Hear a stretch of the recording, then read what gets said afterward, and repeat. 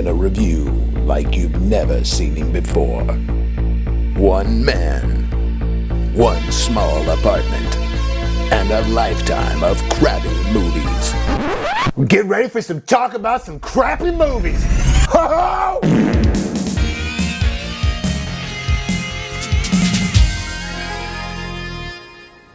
I don't want to hear nada comment about, oh, Bobby, you like everything.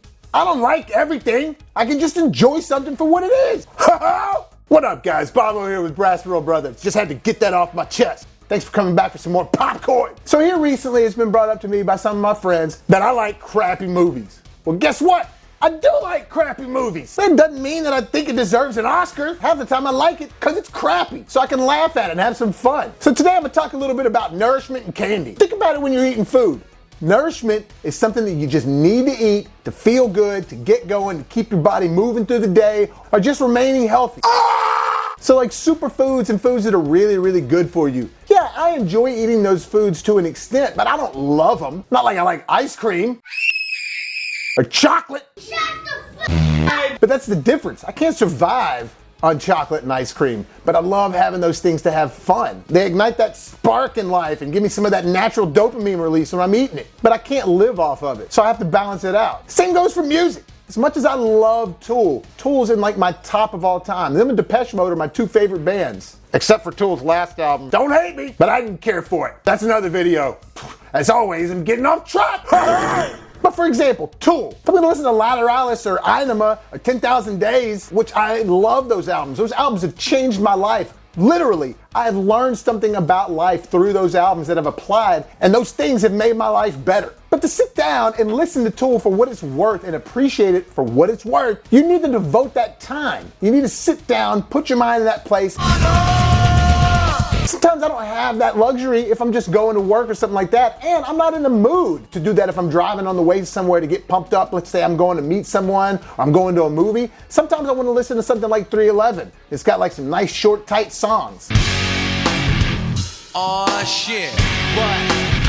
They're all about fun. They just get you pumped up. Here recently, I've been listening to like The Midnight. It's like old school 80s vaporwave sounding stuff. And I like that kind of stuff because I love the 80s in general, but I'm not always in the mood to listen to that. Sometimes I just want to hear Sexy Back by Justin Timberlake. Sometimes you're in the mood for something party, something cool, something fun. Sometimes you're in the mood for something serious. And hell, when you're having a bad day, sometimes you're in the mood for something really sad. For me, it's just like that with movies. Now, I understand that a lot of people aren't involved into film and TV like I am. I mean, let's face it, quite literally, it's my life. It's all I do. I love it, but I've always been that way. So I get it. If you're a person that only watches a movie here and there, when you see something silly, maybe you're like, hey, this is ridiculous. Why did they make it? And maybe you only like to sit down and watch a movie occasionally, and when that happens, you like to sit down and watch something with some substance, something that's really serious, and something that's gonna change your life, something very memorable. I can appreciate that. But that doesn't mean all the other movies aren't worth being made. Are they all Oscar-worthy? No. Am I always in the mood to watch an Oscar-worthy film? No. Sometimes I got 2 minutes to watch a YouTube video. Sometimes I want to YouTube out for a few hours. To live in faith towards you with the body of Christ and in service to each other, and living every... It just depends on the mood I'm in and the time that I have on my hands. I mean, the original Halloween by John Carpenter is one of the best horror films ever made. I mean, it quite literally shaped the slasher genre. Fast forward to a few years down the road, you got these bad boys coming out. Woo! So you want to be on Dangertainment? Now, don't get me wrong, they're terrible movies, but I love watching them because of that. They're fun to watch every Halloween, to make fun of them, especially if you got some friends around and just laugh at every single thing that they messed up or did wrong. James Bond. I love a lot of James Bond. This movie is so bad, it's hilarious. It's fun to watch. Venom. Is it a great movie? No. It got so much wrong. Is it fun to watch? Yes, it's a ton of fun to watch in my opinion. But But I'm not going to sit there and compare it to Endgame or Infinity War because it's just two different levels of filmmaking. But I enjoy watching both. It really just depends on how I'm feeling, what I'm building up to. Venom was just like having a party and let's have fun. Read a smutty comic book and, ooh, there's Venom on the screen. Some one-liners here and there. Infinity War and Endgame, you're just like, you're crying in those movies. And sometimes anybody that likes something that's crappy, especially for me, it just connects back to something that I liked from my childhood. So it's more of a nostalgia thing than anything. It doesn't mean that I'm just sitting here thinking that this is, oh man, this is the type of movie I want to make. This is gold, Jerry, gold! But it brings me back to my childhood. This one right here, Masters of the Universe. I know that this is a B movie. I love it for that. It brings me back to my childhood. It reminds me of a time when nothing mattered. Think about this. If we didn't have mediocre and B movies, then we wouldn't have any parodies. We wouldn't have anything to make fun of. We wouldn't have funny memes half the time.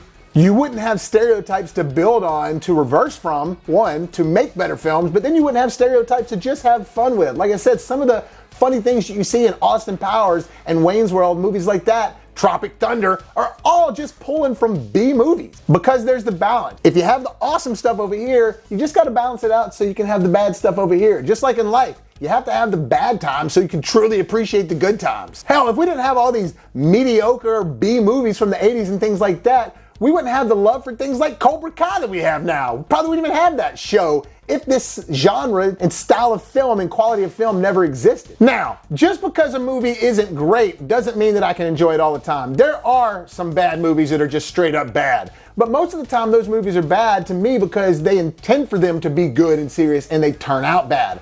A lot of times these movies that are coming out like canon films, like when Cobra came out back in the day with Stallone in it, that movie kind of knew what it was supposed to be. It was very self-aware, and they just said, hey, let's go for it. Stallone is a cop called Cobra. The strong arm of the law. When they know what they're doing and they know what they're putting out, it works for me. When you have movies like this that came out, we've been waiting for years for, and it's based off something that's so badass, with the original having Arnold Schwarzenegger in it, this movie's terrible. I can honestly say that. It's a bad movie because they were trying to make it awesome. They spent a ton of money on it, and they failed. It's really bad. It's not scary. It doesn't have any of the elements you love from the original, except for the music, which is weird. Or movies like Independence Day. If you've seen my review for that, they hyped that movie up for so long, and I was thinking in my head, we're finally going to get to see this awesome alien invasion film, and it just turned out to be a cheese fest. That's when I think movies are really bad, is when they try to do something and they miss the mark. But when it's self-aware and they're going for a certain genre, the mother of all movies, they nail it. Lethal Weapon, they were going for that. Die Hard, they were going for that. Stallone's whole career, he's going for that. And I love it. So look, if you think B movies are worthless, I think you're wrong. If you're just somebody that watches a movie here and there and you just want every movie to be groundbreaking in quality, I can appreciate that. I totally do. But that doesn't mean that all the other movies that aren't AAA titles aren't worth watching and that you can't have some fun with them, because you can. I live a life on that. So here's to all the B movies out there. You will always have a fan of me, and I know there's millions of you out there too that love them just as much as I do. Well, that's it, guys. I kind of just wanted to do this video that wasn't just a straight up review. I thought it'd be kind of fun to explain myself, let you guys know where I'm coming from. I know what a quality film is. I also know what a fun film is. But hit the like button if you enjoyed watching it, and thanks again for tuning in for some more popcorn. Look for BrassReel Brothers on Facebook. Look for Bobby Williams on Facebook. You can find me on Twitter, BrassReel Bobby at BrassReel. And look for the next video I got coming out. I'm not sure if I'm going to call it this or not, but it's basically top 10 chick flicks that dudes will never admit they like. Except for me, I own that shit all day long. And also, one more thing, guys. If you haven't done so already, hit that subscribe button so you can help us make it to the top. And as always, if life gives you lemons, make some hot, fresh popcorns. And now I'm going to go watch this bad boy. Yeah, I said it.